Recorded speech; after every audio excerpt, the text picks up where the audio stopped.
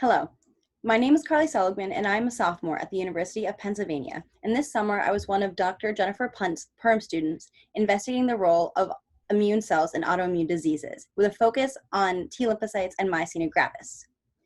First off, myasthenia gravis is a T-cell dependent B-cell mediated autoimmune disease in which the autoantibodies attack the acetylcholine receptors at the neuromuscular junction, which over time causes degeneration of the muscle cell and muscle weakness.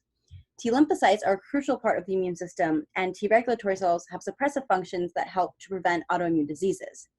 This study aimed to explore the relationships between T lymphocytes and T regulatory cells and myasthenia gravis. Now, we theorized that dogs with myasthenia gravis may have decreased levels of these cells, which would lead to increased susceptibility to autoimmune diseases. You can see here that we used peripheral blood mononuclear cells that were collected by Dr. Ying Wu in Dr. Oliver Garden's lab at the School of Veterinary Medicine of the University of Pennsylvania.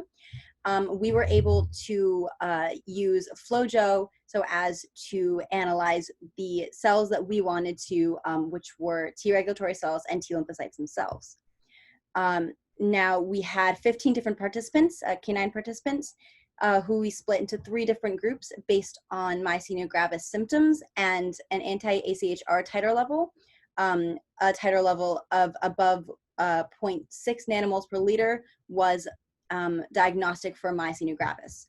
So these groups were healthy controls, the symptomatics, and the immunological remission dogs. Our first question was, do myasthenia gravis patients have higher T lymphocyte frequencies than healthy controls? And as you can see in figure 2, we found that T lymphocyte frequencies does not differ among these 3 clinical groups. However, we found that the T lymphocyte frequency does change over the course of disease. We found this by measuring the T lymphocytes in the samples of 3 different dogs at 3 different points in their disease course. And you can see that there is a general increase and a general trend towards the average healthy frequency. However, you can see in Kobe, his levels of T lymphocytes, while they increase, they barely do. This is definitely interesting because, unfortunately, Kobe never fully recovered from myasthenia gravis and was eventually euthanized. So this is definitely something that needs to be looked at with a wider cohort size and over a longer period of time of disease course. Our second question is, do myasthenia gravis patients have increased levels of activated T regulatory cells compared to healthy controls? And as you can see in figure 4, parts A and B, these T regulatory frequencies do not differ among clinical groups. However, in figure 5, you can see that similarly to T lymphocyte frequency, T regulatory cell frequency does change over disease course and does trend towards the average healthy T regulatory frequency. So this is, again, something that we wanted to look at in future. We also wanted to see the activation status of T regulatory cells between clinical groups. So we did this looking at 3 different activation markers, CD5, CD25, and FOXP3. We found that activation status does not differ among clinical groups based on these 3 markers. Our final question was, do myasthenia gravis patients have higher ratios of types of T lymphocytes compared to healthy dogs? We found that when looking at all these different samples, the CD4 positive or helper T cells to CD8 positive or cytotoxic T cell ratio is actually significantly increased in dogs with myasthenia gravis. The meaning of this needs to be further explored, as well as this finding confirmed with a wider cohort size. So our conclusions from this research was, 1, that T lymphocyte frequencies do not differ among clinical groups.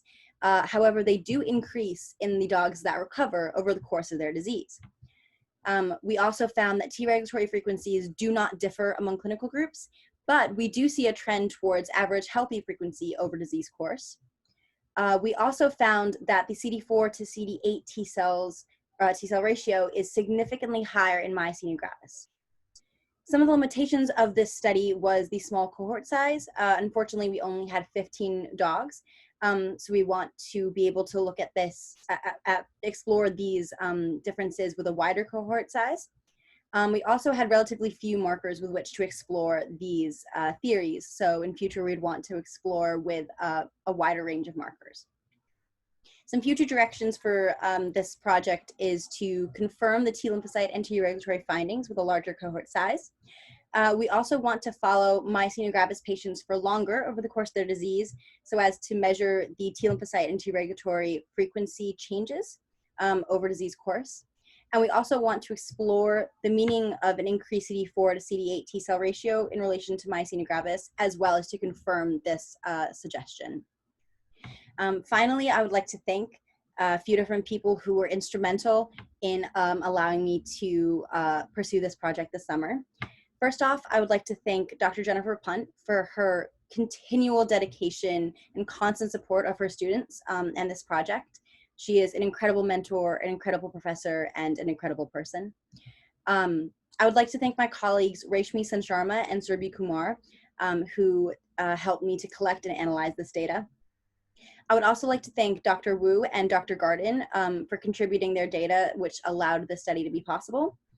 I would like to thank PERM for funding this project. And last but certainly not least, I'd like to thank the Canine participants who really allowed this study to be possible.